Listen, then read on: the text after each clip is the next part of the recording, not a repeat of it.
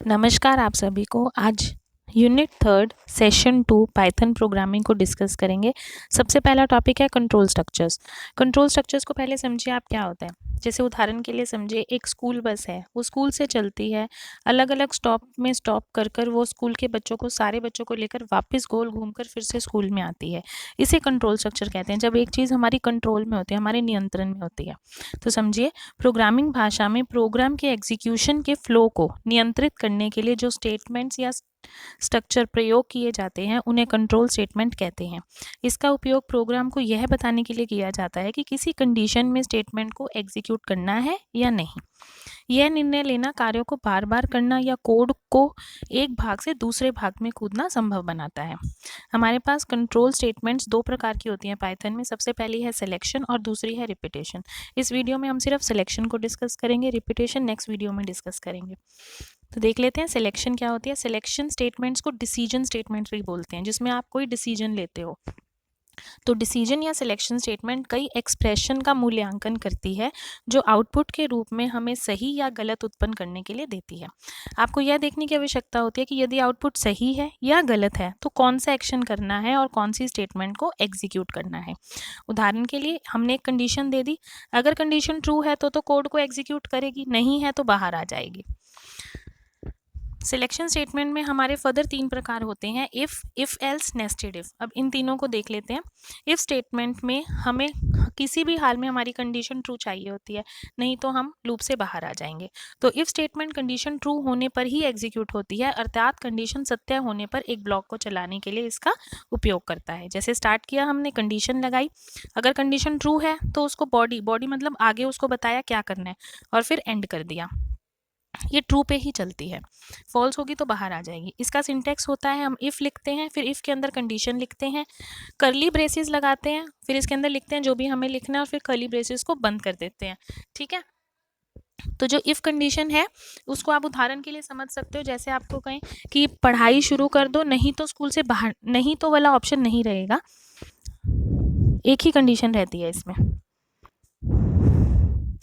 आगे है if L statement. If L statement में आपके पास दो कंडीशंस होती हैं, सही पे और गलत पे। अगर स्टेटमेंट कंडीशन ट्रू है तो ट्रू होने पे एग्जीक्यूट होगी और फॉल्स है तो फॉल्स होने पे एल स्टेटमेंट एग्जीक्यूट होगी। अगर आपको दोनों ही स्थितियों में सत्य और असत्य के लिए अलग अलग ब्लॉक को चलाना है तो इफ़ एल स्टेटमेंट का उपयोग हम कर सकते हैं।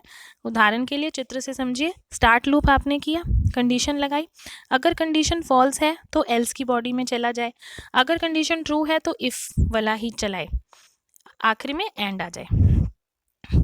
इसे लिखेंगे कैसे, इफ लिखेंगे ब्रैकेट कंडीशन, फिर कर्ली ब्रेसेस स्टार्ट करेंगे, जो भी हमें इफ कंडीशन में चाहिए वो लगा देंगे, कर्ली ब्रेसेस बंद कर देंगे। फिर एल्स, एल्स कब काम करेगा, जब आपकी इफ कंडीशन फॉल्स होगी तो एल्स में आ जाएंगे। फिर कर्ली ब्रेसेस ऑन करेंगे, अपना कोड लगाएंगे, फिर कर्ली ब्रेसेस बंद कर देंगे। उदाहरण से समझिए, जैसे आपको घर पे कहा कि पास हो गए तो ठीक, वरना दुकान खोल के दे देंगे। तो वरना या नी तो ऐसे शब्द आते हैं जब, तो हम इफ एल स्टेटमेंट यूज करते हैं।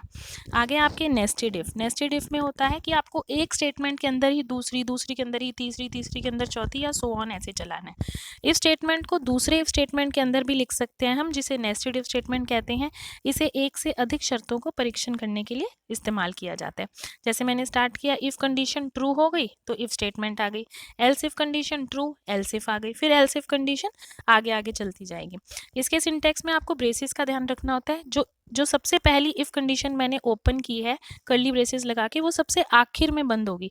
जैसे आप इसमें देख सकते हो, ये वाला जो कर्ली ब्रेस ऑन किया था ये आखिर में बंद हुआ है, फिर इसके अंदर जो ये इफ कंडीशन लगा इसके कर्ली ब्रेस ऑन हुए और यहीं पे ही बंद हो गए।